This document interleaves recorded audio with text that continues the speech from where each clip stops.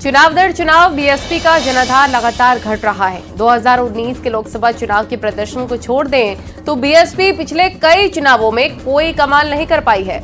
मायावती के दलित vote bank पर पहले समाजवादी पार्टी ने सेंध लगाई, अब चंद्रशेखर आजाद चुनौती देने को तैयार हैं। सवाल यही कि क्या चंद्रशेखर आजाद अब दलित राजनीति की धुरी बनना चाहते हैं। उपचुनाव के प्रचार में चंद्रशेखर का भावनात्मक रूप भी दिखाई दे रहा है और आक्रामक भी। क्या बीएसपी को मिलेगी कड़ी चुनौती? इसी पर आपको एक रिपोर्ट बताते हैं।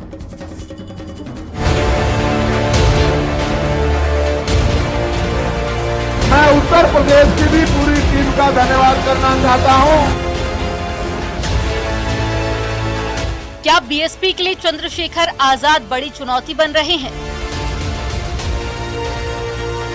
विधानसभा उपचुनाव में जीतना सभी पार्टियों का मकसद है, लेकिन बीएसपी के लिए चुनौतियां इससे कहीं बढ़कर है। बीजेपी आरएलडी के प्रत्याशी जहां ताल ठोक रहे हैं तो वहीं एसपी के प्रत्याशियों को कांग्रेस का समर्थन है। वहीं नगीना के सांसद चंद्रशेखर भी अपनी पार्टी और प्रत्याशी के साथ ताल ठोकते हुए दिख रहे हैं। वेस्ट यूपी में चंद्रशेखर आक्रामक अंदाज में प्रचार कर रहे हैं। कहाँ बट रहे भाई? बट रहे। अच्छा सुनो, एक मिनट सुन लो। बांट का तो अब तक राज करा बांटने वालों ने, इब कहाँ बट रहे? इब तो हम इकट्ठे कर रहे लोगों को, ठीक है, सबको इकट्ठे करके साथ लेकर चलेंगे।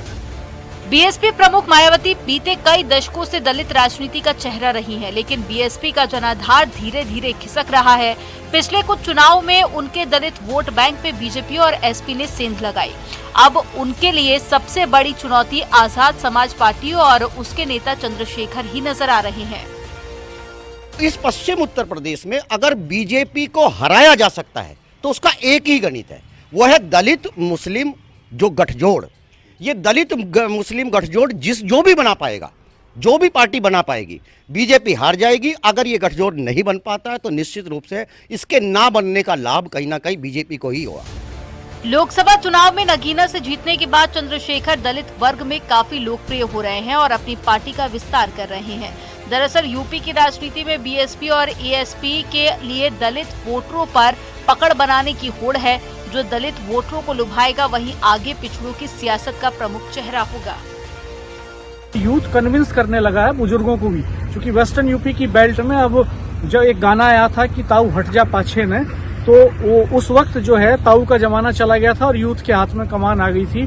तो यूथ अब डिसीजन मेकिंग कैपेसिटी में है, फैमिलीज के अंदर भी, तो वो शिफ्टिंग हो रही है। और मायावती की तरफ से अभी तक बहुत ठोस प्रयास ऐसे नहीं हो रहे हैं यहाँ पे इस इलेक्शन में कि वो उस वोट बैंक को सहेज सकें, रोक सकें। तो उनके सामने इन उपचुनावों में भी बहुत कड़ी चुनौती है। चंद्रशेखर ने कानपुर की सीसामऊ सीट को छोड़कर बाकी 8 सीटों पर प्रत्याशी उतारे हैं। वहीं बीएसपी ने सभी 9 सीटों पर कैंडिडेट उतारे हैं। तो लोकसभा चुनावों में मिली जीत और उसके प्रत्याशियों को मिले समर्थन से उत्साहित चंद्रशेखर अब दलित राजनीति का नया चेहरा बनने जा रहे हैं। यहाँ जीत के बाद में जब वो हरियाणा जाते हैं, हालांकि हरियाणा की तमाम सीटों पे चुनाव लड़ी जेजेपी और चंद्रशेखर आजाद पार्टी, लेकिन अब उत्तर प्रदेश में जो चुनाव है यहाँ चंद्रशेखर आजाद की साख का मामला है। और एक तरफ चूंकि अभी तक उत्तर प्रदेश में जब उपचुनाव हुए कभी बसपा ने अपने प्रत्याशी नहीं उतारे। पहली बार बसपा ने 9 सीटों पर अपने प्रत्याशी उतारे हैं। अब देखना यह है कि चंद्रशेखर आजाद मतलब आजाद समाज पार्टी और बहुजन समाज पार्टी, इन दोनों में किसके पास जो बसपा का जो दलितों का कैडर वोट है वो किस तरफ जाने वाला है। देखने वाली बात होगी कि दलित सियासत पे इस नए मोड़ से निपटने के लिए बीएसपी सुप्रीमो मायावती क्या नई चाल चलती हैं। क्या आकाश आनंद को नए तेवर, नए क्लेवर के साथ उतारा जाता है या फिर मायावती खुद ही अपने अंदाज में सियासी पारी खेलेंगी? न्यूज़ 18 के लिए ब्यूरो रिपोर्ट।